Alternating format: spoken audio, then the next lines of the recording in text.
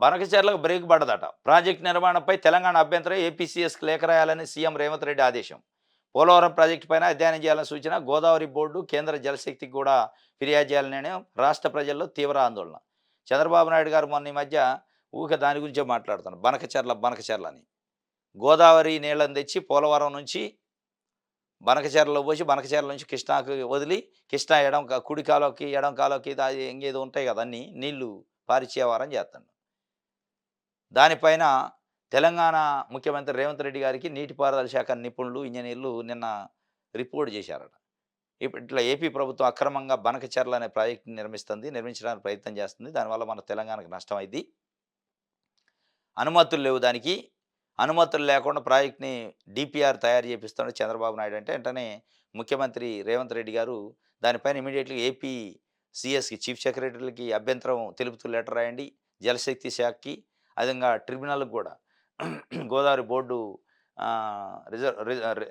River బోర్డుకి కూడా letter రాయండి, మేనేజ్మెంట్ బోర్డుకి అని చెప్పి ఆయన చెప్పిన పరిస్థితి. మొత్తానికైతే బనకచెర్లకి బ్రేక్ పడ్డదట.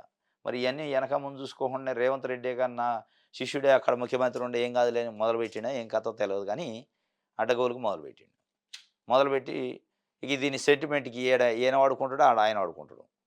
ఏం చేస్తాడు, తెలంగాణ వాళ్ళు నేను ప్రాజెక్ట్ కడతానంటే అడ్డం పడతాండ్రు చూశారా అంటాడు. అది పండదు. అది ఆ నాటకం పండదాడ. ఈయన కూడా ఒక నాటకం వేస్తాడు. ఇది పండదు. ఎందుకంటే ఇవన్నీ చూశారు జనాలు. ఈ పండటం కోసమే మీరు చేసేది తప్ప ప్రజల కోసం కాదు. నాటకాలు పండియటానికి చేసే వ్యవహారం తప్ప ప్రజల కోసం చేస్తే ఇట్లుండదు. ఇద్దరు కూర్చొని మాట్లాడుకోవాలి ముందు. ఇద్దరు ముఖ్యమంత్రులు కూర్చున్నారు కదా! లాస్ట్ జులైలో అనుకుంటా. జులై 7కో ఏమో హడావుడిగా అమరావతి నుంచి ఆయన వచ్చిండు. ఈయన ప్రగతి భవన్‌లో శాల్వాలు, ఆర్భాటం, గానా, బజానాతోని స్వాగతం పలికిండు. ఇద్దరు కూర్చుంటారు 2 గంటో ఏం తేలిందో ఇంతవరకు తెలవదు.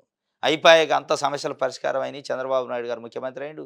రేవంత్ రెడ్డి గారు ముఖ్యమంత్రి అయ్యి 10 ఏళ్ల నుంచి ఉమ్మడి ఏపీకి సంబంధించి రాష్ట్ర పునర్విభజన చట్టం సమస్యలు ఉట్టిని అయిపోయినాయి అన్నారు. ఉఫ్ అని ఊదారు, వచ్చిండు అయిపోయినాయి. ఏది ఊదింది ఏది, అయింది ఏది, పోయింది ఏది అని ఈ భజన చేసే బ్యాచ్‌లన్నీ భజన చేసినాయి. ఆడ అయింది లేదు, పోయింది లేదు, ఏది లేదు. ఎక్కడేసిన గొంగడి అక్కడే ఉంది. మరి ఆ రోజు మాట్లాడుకుంటే అయిపోయేది. బనకచెర్ల ఒకటి ఉంది, నేను చేస్తున్నా, నువ్వు ఏమంటావు అని. ఇద్దరు మాట్లాడుకునే చనువు కూడా ఉందిగా, ఫోన్ చేసి మాట్లాడుకుంటే పాయె. ఇది లేకుండా మీరు కావాలని బయట పబ్లిసిటీ చేశాక దాన్ని ఆపే ప్రయత్నం ఏం చేయటం? నువ్వు గిచ్చినట్టు చేయి, నేను ఏడ్చినట్టు చేస్తానని చేస్తే ఎవరు జనాలు పిచ్చోళ్ళు. అక్కడోళ్ళు పిచ్చోళ్ళు కాదు, ఇక్కడోళ్ళు పిచ్చోళ్ళు. అందరికీ తెలివుంది. మీ నాటకాలు బండేయరాళ్ళు.